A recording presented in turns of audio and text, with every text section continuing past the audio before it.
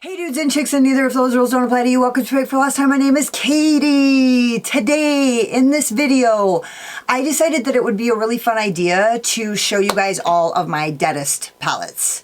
I actually realized that I have quite a few really dead palettes. Dead palettes. I don't know how else to say it. So if you guys are interested in seeing what all my deadest palettes are, then just hang out.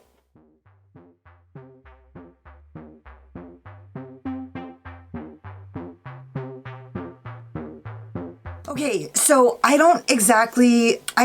was inspired to do this video because I did a TikTok recently using one of my dead palettes, and I actually already filmed the video and I made like all these jokes and comments in it. My video that I'm editing right now has jokes in it about this video and I can't find the fucking video anywhere. So it's just absurd. So anyways, and actually my palettes have changed. So when I did the first video, I included palettes that I don't really think are dead just so that I could have 10. And then I was like, who made that rule? I'm only going to show you my dead palettes. These are in no particular order, except I am going to do the Blue Blood palette first to get it out of the way so it doesn't have a lot of airtime. I don't know why. It makes me nervous. It makes me nervous and edgy.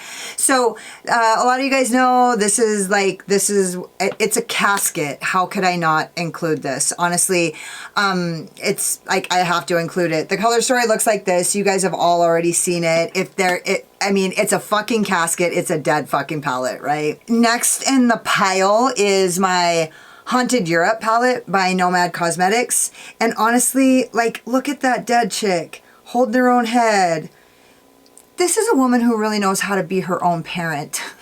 She's really done some shadow work. This is the color story, and honestly, this side is actually fairly lively, right here. But this side over here is really your dead shades. Like this shade right here, fucking, that's like straight rotting flesh, right?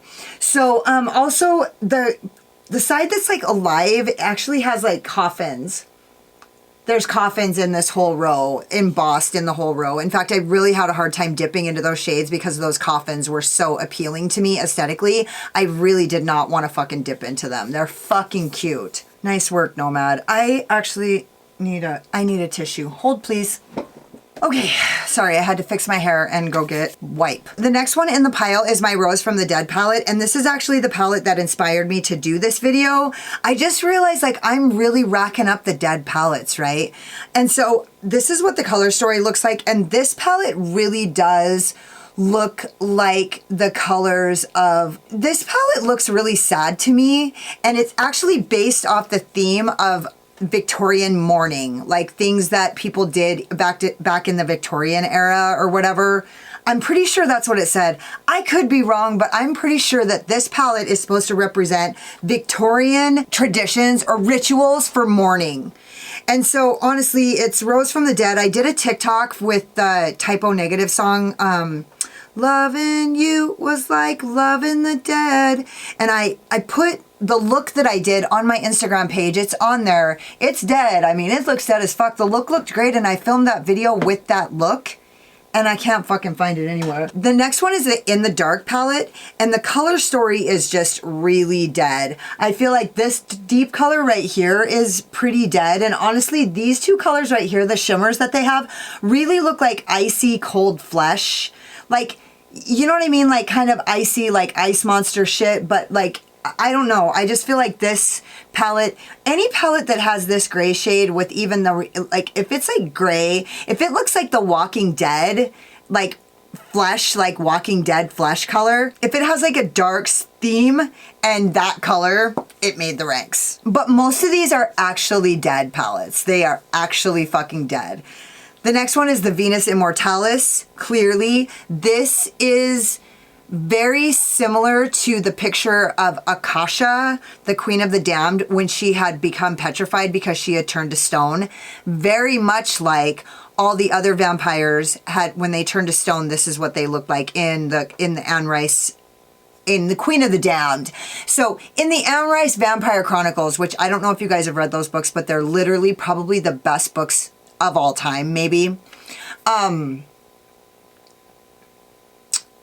when the vampires, they go to sleep, they turn to stone. And this is like what it looked like, how they depicted that in the movie, The Queen of the Damned. This is what the color story looks like. And it is, I mean, obviously it's Immortalis, it's undead, so it's actually dead. This is a dead palette. And dude, this color right here is like so, I don't know how to explain how this plays out in the eyes, but it is very creepy. It's just a creepy fucking color when you put it in the eyes. It's one of the most surprising colors I've ever put on. I've never actually put on a color that when I put it on was like, holy fuck, I did not expect it to look like that.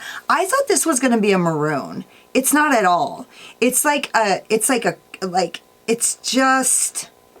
It just looks dead. I don't know how to explain it. This is the Waiting Room by OMFG Cosmetics. It's the Beetlejuice collection. I'm gonna take out the Sawed in Half girl because we've all seen it.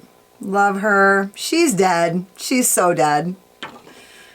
And then this is what the color story looks like. And I'm just gonna tell you, like, these two colors right here, they just look like, they actually look like the color of what your eyes would look like if you were staring into the eyes of death.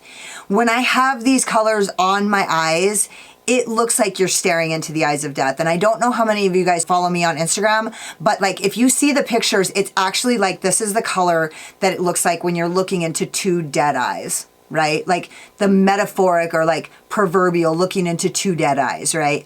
And then the other thing about it is this color right here looks so much like bone that it's just crazy. And maybe that's just my creepy, weird fucking brain. But yeah, this color sandworm looks like straight bone. That is kind of the same with the marble in Immortalis. It just looks like bone. Paired with the rest of the colors in this palette, it looks like bone. And obviously the Muerte, it's actually named Death. It's actually got the skull. The Beaute palette has a skull as well, but it's very much alive, right? It's about life, right? And so really, I couldn't include it. I couldn't include it in the dead palettes just because it has a skull. The color story looks like this, and it doesn't look actually very dead. It looks more like Day of the Dead, which is what the theme is. But honestly, when you put these colors on, I'm here to tell you, these three colors right here have a gray undertone in them that is so, it's just really eerie and like fog. It's like a ghost or something, you know, something very, very deathly and ghostly about the looks that you do with this. Now, I've had so many problems with this formula. I never get it. It's just every time I keep trying it, it just does the same thing. But I keep it because I love the color story so much and also because I love the theme. And then I have Paradise Fallen. So this is actually like fallen, like I think of like a fallen angel or like Lucifer was the fallen, right? So it reminded me of death, but also with that theme paired with these like stone colors, this color stone, and then honestly, this color pure is like, ooh, that's like super dead. Super dead. You know, so this is the last palette that I had. I did have 10 in the first video, which include the Smoke Sessions palette and the Baroque palette by ColourPop, but it was only because of the color story. The color story is that gray, like cold, dead headstone color, right? And so I included them because of that, but now that I'm redoing the video, I'm not going to include them in my dead palettes because of the color story. The palettes I have in this are actually dead palettes. And the other thing is, dude, I have the Hallel palette and I have the Beaute palette, and they both have skulls in them, but they're both very full of life. I feel like the color stories are they represent life. And so I did not include them in the video just because they had skulls. I really just wanted to like, honestly, I just wanted to see my own dead palettes.